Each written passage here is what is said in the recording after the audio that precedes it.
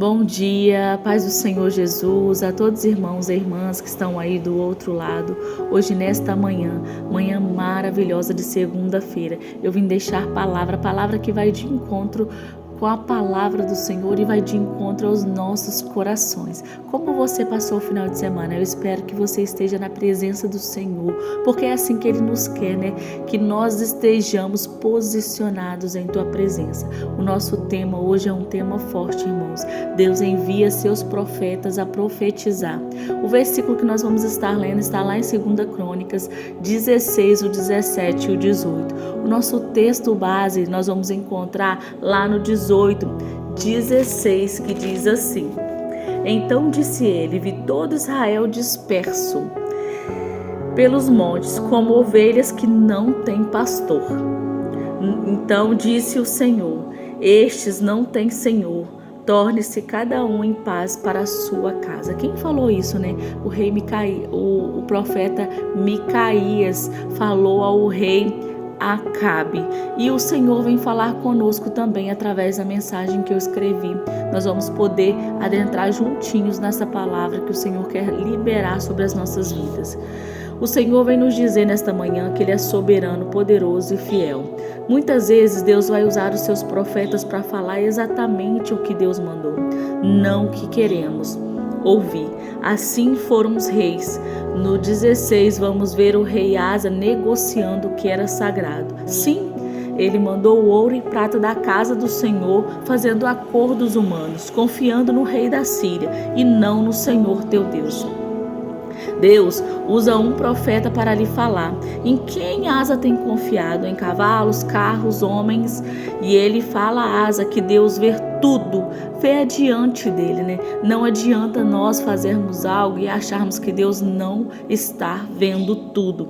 Lá no 16:9 está escrito o que o profeta falou com Asa, porque quando o Senhor, seus olhos passam por toda a terra, então Deus não deixa de ver as coisas para mostrar-se forte para com aqueles cujo coração é perfeito com ele.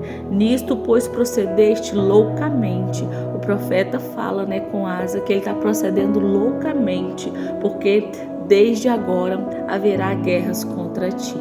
Então o Senhor envia guerras contra Asa porque ele estava agindo de forma equivocadamente, né, contra o Senhor, usando aquilo que ele não poderia usar, colocando as mãos aonde ele não poderia colocar.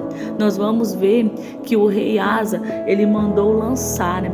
Está escrito, ele se indignou contra o profeta do Senhor e lançou-se na casa do tronco, porque estava enfurecido contra ele. Por causa disto também Asa, no mesmo tempo, oprimiu aquele povo. Olha para vocês verem, né? O que Asa fez? A palavra é clara. E ainda assim, Asa adoeceu, mas ele não busca a Deus, ele busca pelos médicos e não o Senhor. Asa reinou 40 anos. O seu reinado, ele dormiu com os teus pais. E vão finalizando o 16. No 17 vamos ver que o rei Josafá, o filho de Asa, sim, reinado em seu lugar. No 16:3 nós vamos ver que o Senhor era com Josafá, porque Josafá andou nos caminhos de Davi. No 17:4 e o 6 nós vamos ver que Josafá, ele buscou a Deus como seu pai, andou nos seus mandamentos e não segundo as obras de Israel. O seu pai Davi, né? Porque Josafá, ele fez aquilo que Davi fez, obedecendo a Deus, andando nos teus mandamentos. Lá no 6 está: ele exaltou-se o seu coração nos caminhos do Senhor, e ainda mais tirou os altos e os bosques de Judá, aonde estavam se adorando outros deuses. Josafá, lá no 18:1 vai estar escrito: Josafá tinha riquezas e glórias. Josafá também tinha a presença de Deus sobre a vida dele. Mas ele decide aliar, né, fazer alianças com Acabe. Acabe era um rei que adorava outros deuses, mas mesmo diante do improvável, porque Acabe convoca, né, Josafá para lutar com ele contra um exército em prol de uma aliança terrena, Josafá pede para consultar a palavra de Deus. Lá no 18:4 está escrito: e disse mais Josafá ao rei de Israel: peço-te que consulta hoje a palavra do Senhor. Lá no 6 também está escrito: disse porém Josafá: não há aqui algum profeta do Senhor para que consultemos? A palavra é clara. Ali tinha vários profetas de Acabe, mas Josafá queria o que vinha da palavra do Senhor. Profeta do Senhor não fala somente o que os homens querem ouvir, ele fala o que Deus quer falar. Então Acabe manda chamar Micaías.